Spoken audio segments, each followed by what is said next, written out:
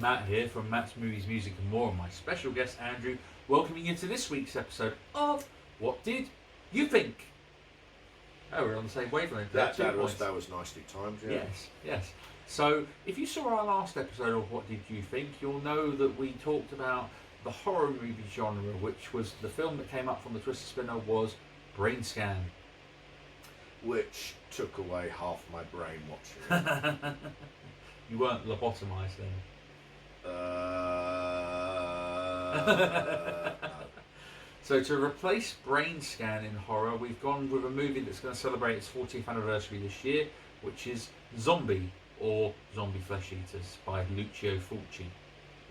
So if you love your gore and you love your zombies, I think it's the first time we're actually covering a zombie movie on this channel, it might be. Off the top of my head, yeah, you can't go wrong with Zombie Flesh Eaters, can you? No. So the Twister Spinner at the end of the last episode picked for us to talk about today from the action category. And to replace this movie that we're talking about today in action, it has put in there a recent movie from the 2010s, from 2013, which is a movie that, if it had been released in the 1980s, this would have been a movie that would have been a huge, huge hit. Mm-hmm. And it's a movie that stars two of the action heavyweights, Stallone and Schwarzenegger, together at last. Escape Plan.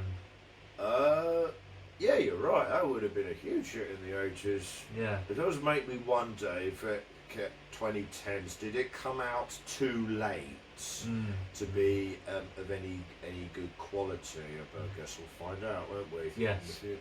Yes. So on to today's movie. So today we've got a real classic for you guys out there, a movie that was released in 1988 for action, and that is Midnight Run, which is directed by Martin Brest, and it stars Robert De Niro, Charles Grodin, Yaphet Kotto, John Ashton, Joe Pantoliano, and Dennis Farina as Jimmy Serrano. Oh, that's who's playing Jimmy Serrano this week.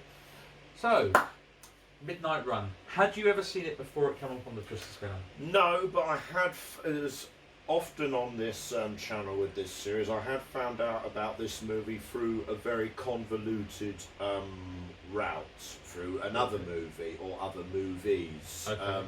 I think it's safe to say that the sort of genre or story trope of people who don't like each other. One of them might be on the side of the law, the other one is a criminal. They end up handcuffed to each other. They're either physically handcuffed so they can't get away from each other, or circumstances mean they can't get away from each other, so they have to go on a big road trip. Maybe other people are chasing after them, but the thing is that our two protagonists don't like each other at first, but they come to appreciate each other as the road trip goes on. There were movies that I didn't see necessarily, but over the past 5 years, that I'd come across in reviews. There's one that the name of it escapes me right now, but I swear it had Gerard Butler and Jennifer Aniston in it. The Bounty Hunter. That sounds familiar. Gerard Butler is a bounty hunter, and he's called upon to capture this criminal who turns out to be his ex-wife. So it's both the bounty and, yes, I get to nail down and lay down the law on my ex-wife, ha ha ha, comedy. There's that, but more recently is a movie called Hot Pursuit. Is that the one with Reese Witherspoon? Reese Witherspoon is a... Sofia Vergara. Reese Witherspoon is a bumbling misfit cop with a big southern accent, and I have to take you in, it's my duty to protect you. And Sofia Vergara as this mob mafia wife. They killed my husband and now they are trying to kill me. Oh, you're so short, you're so tiny, little cop. You're so silly. 90 minutes of this. And it came out the week between Avengers Age of Ultron and Mad Max Fury Road. Like we wouldn't notice. But with both these movies, the name Midnight Run kept coming up. When reviewers would say, this is a pile of shit, just go and watch Midnight Run again. That's the gold standard when it comes to these kinds of movies. So, my curiosity was piqued, and I did want to see this to see what the fuss was all about. Okay, so let's Is it better than those movies? Yeah. So on to the plot then. Robert De Niro is bounty hunter Jack Walsh, who captures criminals who have escaped or have escaped bail and bring them into bail bonds people for money. And on this occasion, is bail bondsman boss or friend, colleague, Eede Moscone says, look, there's this big catch here. I've got this big catch here.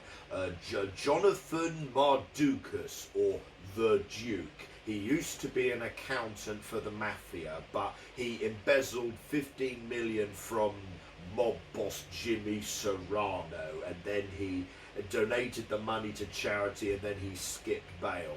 I need you to capture him for me. And Robert De Niro, Jack Walsh says, I want it in writing. I want a contract. I want you to give me enough money so I never have to work again. I can fulfill my dream of running a coffee shop, as well as some marital problems, which we'll find out later in the film about. But as I'm all right, but bring him back to me before midnight on 5 days from now, which is where the title comes from. Yeah, I can do it. I'm top of my field. I can do this for you. But before he does this, a couple of bumbling goons, right from the start, you can tell they're bumbling, incompetent goons for Jimmy Serrano, say, hey, I hear you're trying to find the Duke.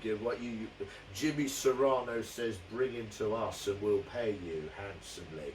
And then the FBI bump into him, and led by Edward Mosley, Alonzo Mosley, who has this very abrasive, I don't like you attitude. It takes him into a car and says, look, I hear you're trying to capture the Duke. We have got an investigation into the Duke. Don't cross us.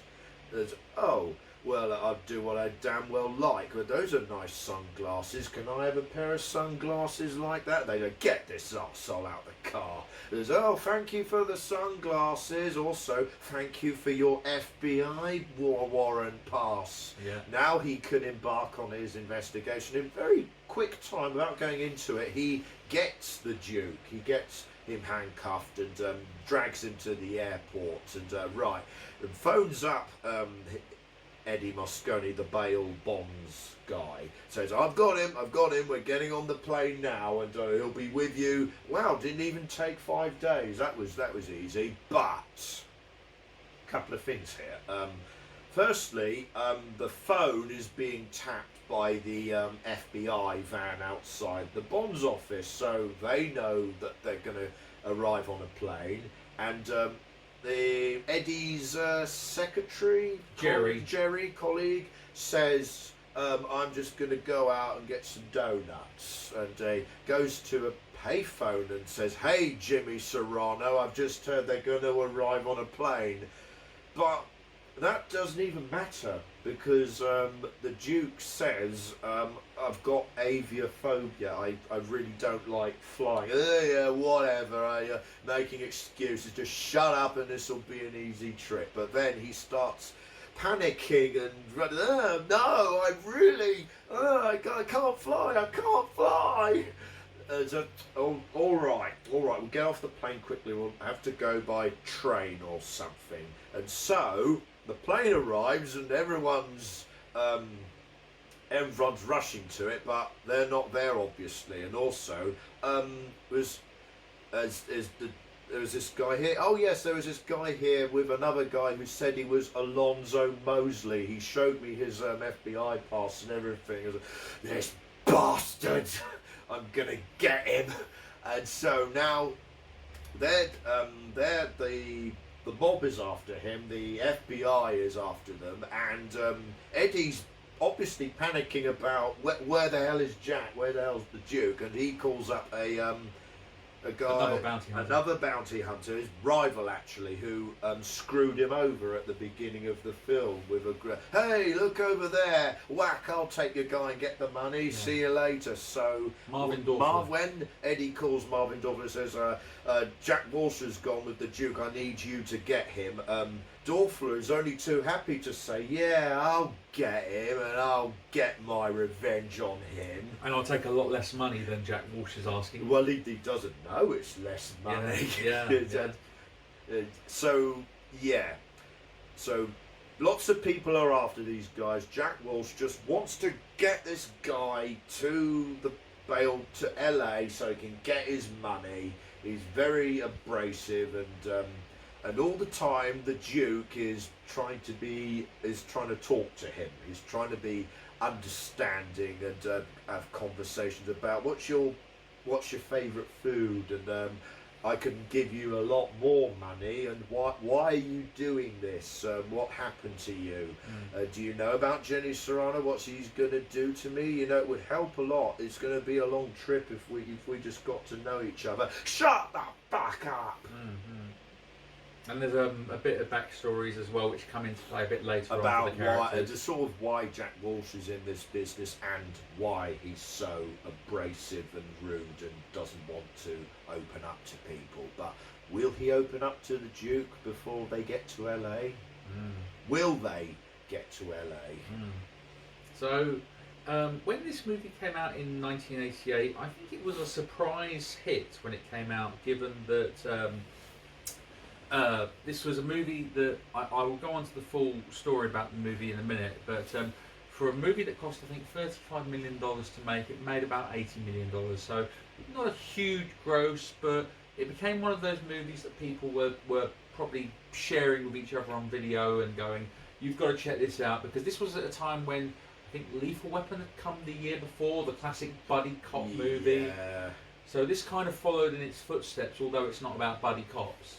This is just like a sort of buddy road movie. It's a buddy road movie, yes. Yeah, and let's go on to a little bit about the history of the movie, which I'm going to surprise you with a few factoids here, if that's all right. Surprise away.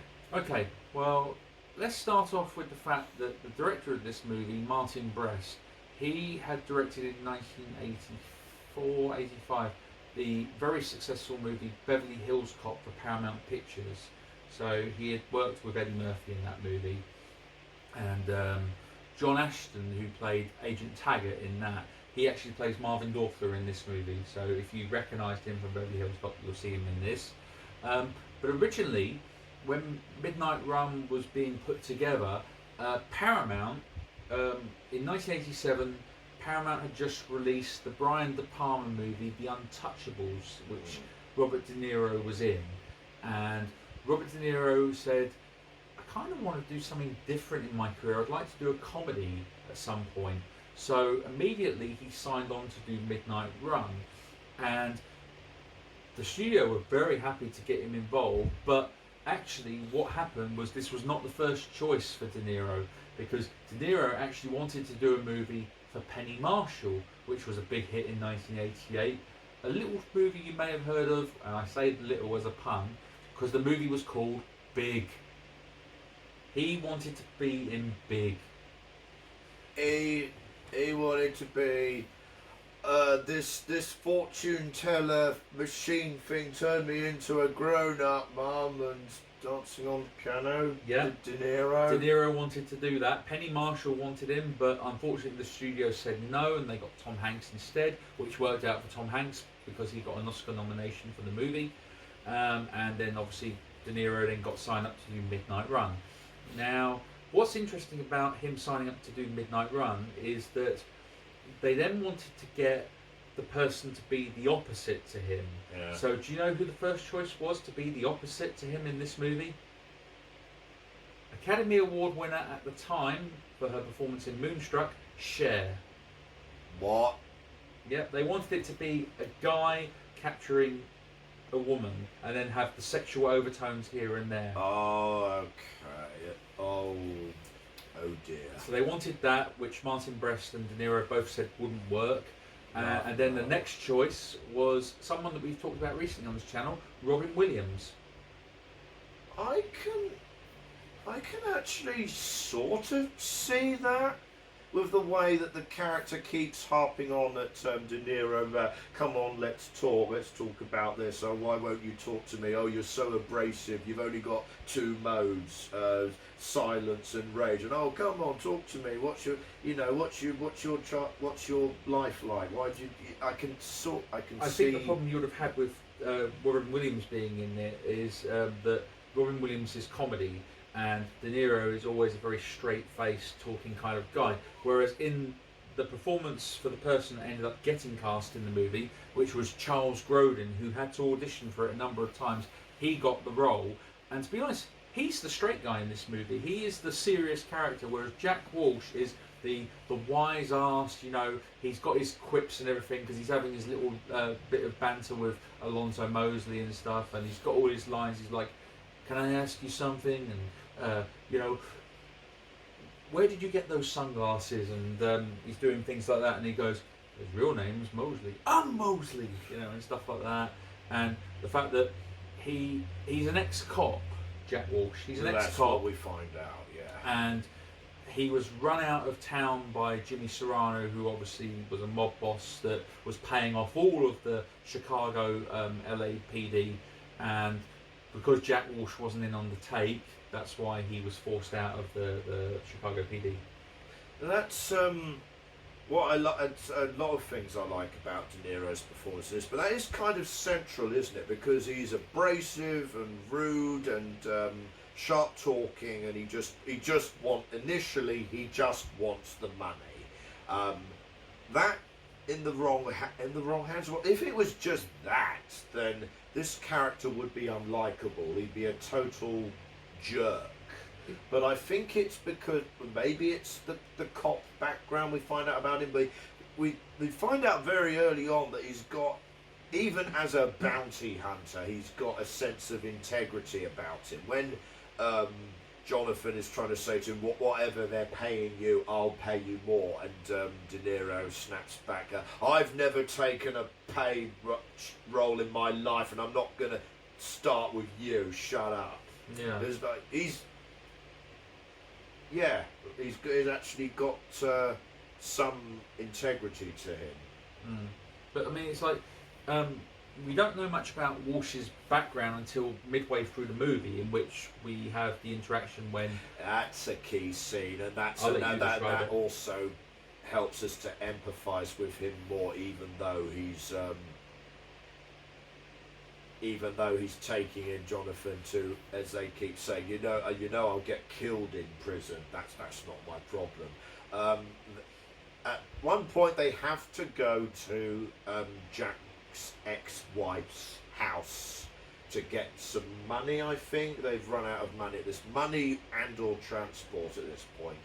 And what starts as a calm conversation does escalate into, oh, you're same old Jack, and says, oh, how's Ted? What are you doing tonight? And oh, come on, and he escalates into, I just need the money to escape this miserable life I have. Can't you understand that? And at that moment, the daughter walks into the room, who he's not seen for 9 years, and it's a very quiet, suddenly becomes a very quiet and sad moment. They stop arguing, and the wife says, here, take the car keys, you can take the car. And even the daughter says, I've got this babysitting money, I want to help you, Dad. But no, that's all right.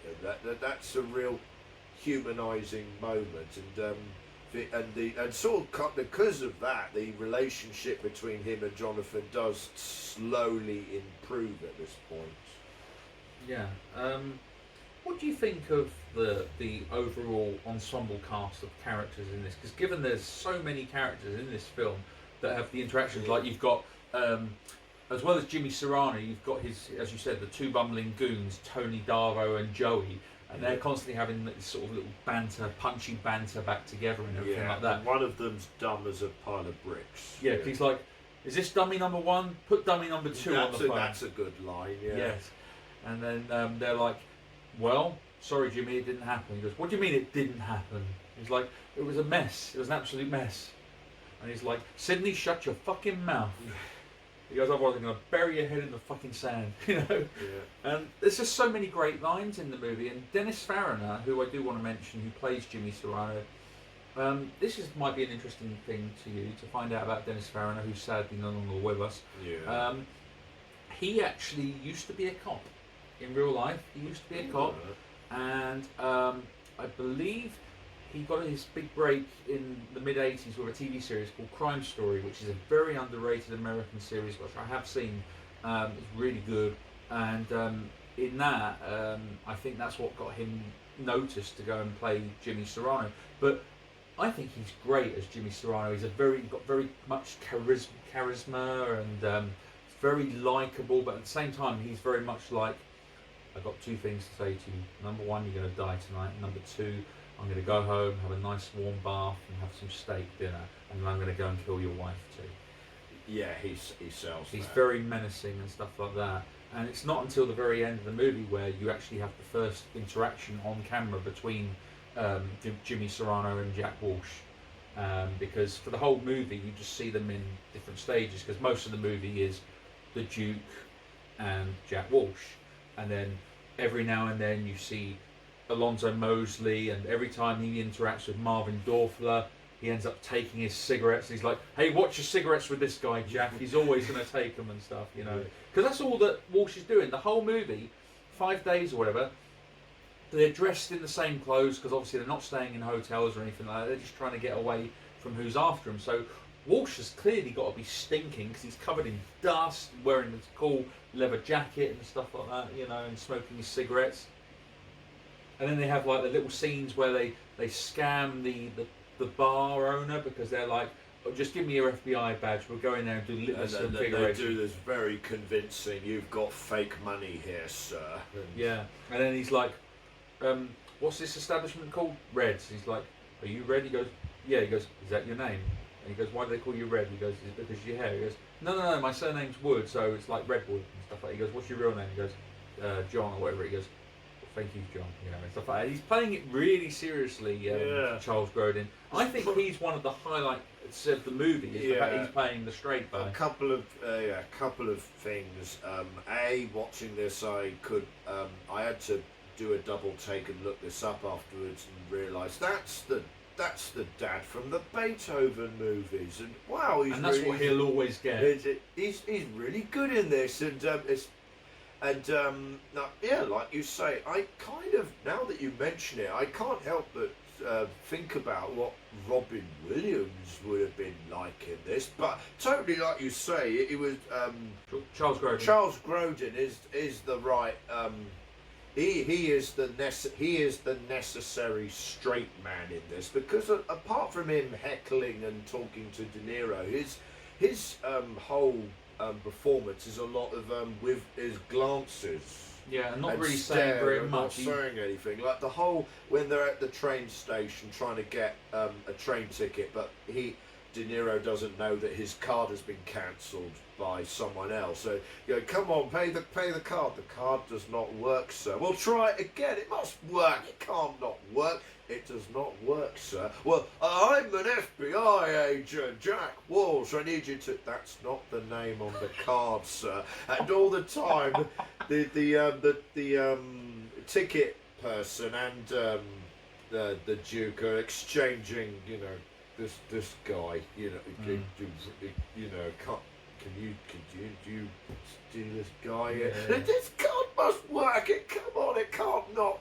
Yeah.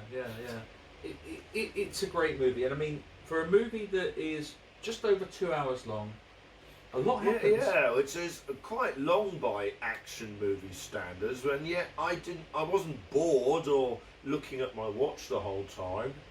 So you really enjoyed it, did you? Yeah, I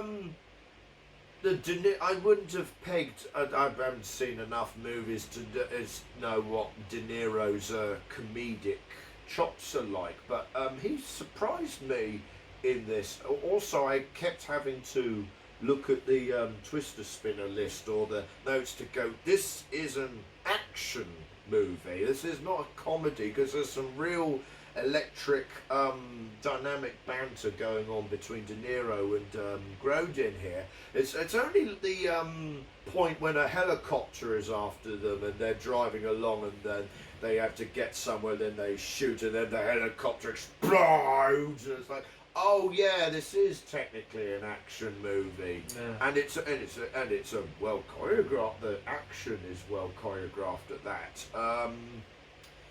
It's a bit like Planes, Trains and Automobiles, if you've ever seen that at all, where it's kind of, the two characters who don't really want to be together and they don't like each other or whatever, and it's the road movie sort of thing. So if you like Planes, Trains and Automobiles, you'd love this too. Yeah.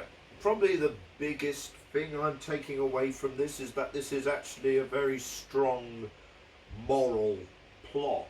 It's about the redemption of De Niro's character, about Charles Grodin forcing him to open up for the first time in a long time, and empathising and understanding and looking at himself, because it ultimately boils down to Jimmy Serrano.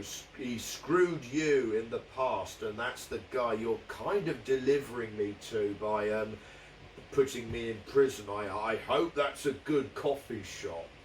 So that is the kind of moment of truth. The amount of sarcasm and stuff in this movie, it's the thing, isn't it? And so because of that, and because of conversing with him, there's that great line of dialogue about, if in a different life, if we'd got to know each other differently, we would have still been, we would not have been friends.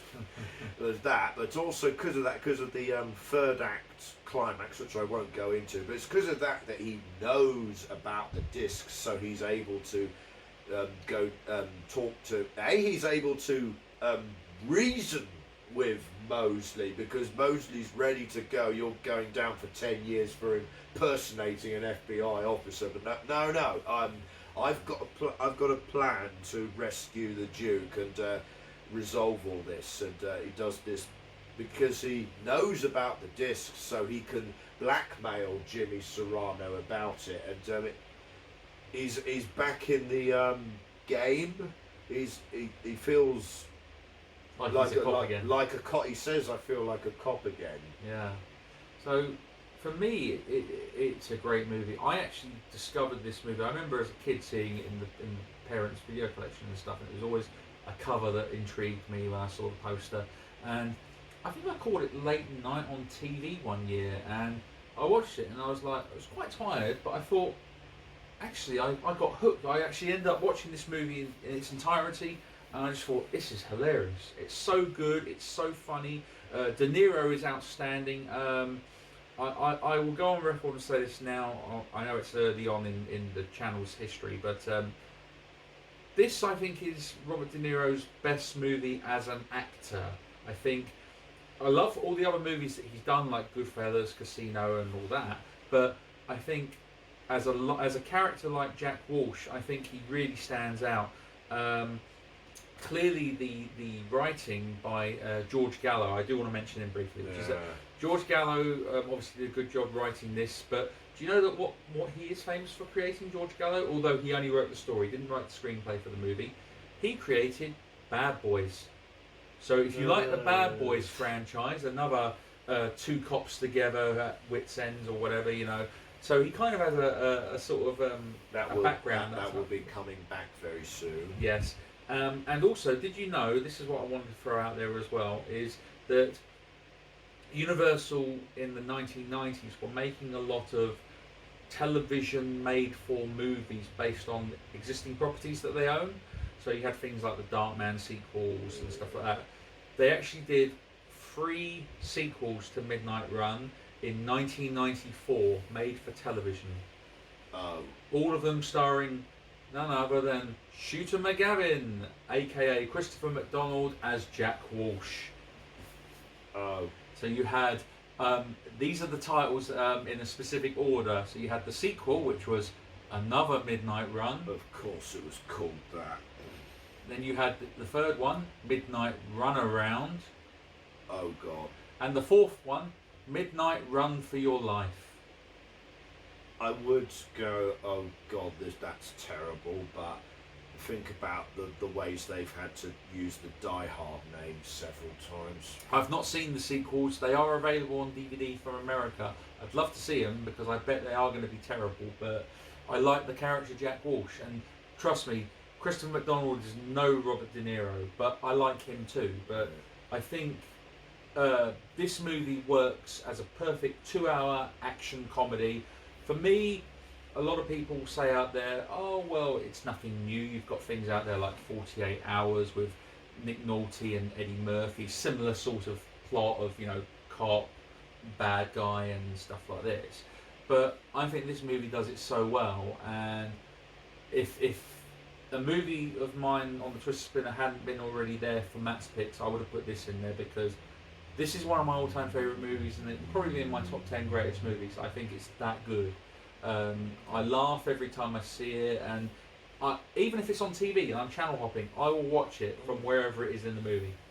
I don't know how you feel about Midnight Run. I don't know. I pretty much agree with that, so I don't know what else I can say that's different. I mean, it follows the very similar narrative tropes, but I can confirm, if it even bloody needed confirming, that this is better than Hot Pursuit by a country mile. I saw a review online that had the tagline that Midnight Run is the Casablanca of buddy action movies, which is a bit hyperbole, but at the same time it's hard to disagree with that. So for me, I think that this is a great movie in the careers of all the actors involved. In particular, Robert De Niro, I think really shines in it. I should actually mention that as well briefly. I will mention that. Did you know that the musical score was done by Danny Elfman? This was a year before Batman, but you would never guess it's a musical score done by him. It's very sort of rockabilly, kind of bluesy 80s cop music. Yeah, if you've seen like maybe the movies of Walter Hill with the scores by Ride Kuda, you know, it kind of feels like it would have been done by him, but it works perfectly for this film. Yeah. Sets the tone pretty early on. Yeah. So I don't know if you want to wrap up any more about Midnight Run before we end this. I think I've said everything really. Perfect. So yeah, Midnight Run, if you haven't seen it, I would definitely urge you. Many of the movies we talked about in this channel, this is one I say is a must watch, definitely. Yeah. So yeah, that's Midnight Run. And yes, here it is. Okay. Twister Spinner time. So let's see if Twister Spinner can continue this great run of picking great films. So without further ado, let's spin that wheel.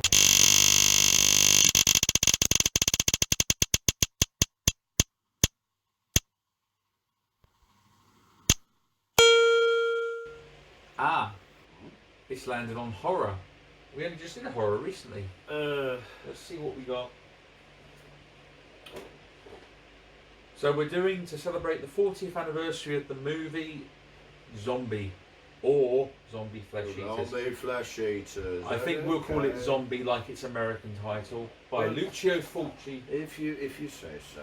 Yeah. Also, if I've got my math correctly, it should be at least reasonably close to Halloween by the time we get there. Pretty much. So this should be fun. Yes. So thank you everybody for checking out today's video. What do you guys think of Midnight Run? Do you think it's a great movie? What do you think of the casting choice? Would you have preferred to have had Cher or Robin Williams playing the Duke? Who knows what the movie would have been like? I doubt it would have been as memorable as it is. Yeah, we can agree on that, yeah. Yeah. So thanks for checking out the video today. Don't forget to check out all our social media pages, and we also have lots of videos on the YouTube channel, including my solo videos where I do lots of different things. We have other series coming up. We've got At the Movies with Andrew if you want to know about all the latest movies. So yeah, thank you very much everybody. All the best, and a closing statement from Andrew. Have you got change for $1,000 bill? Get lost, you bum. Thanks everybody. Bye bye.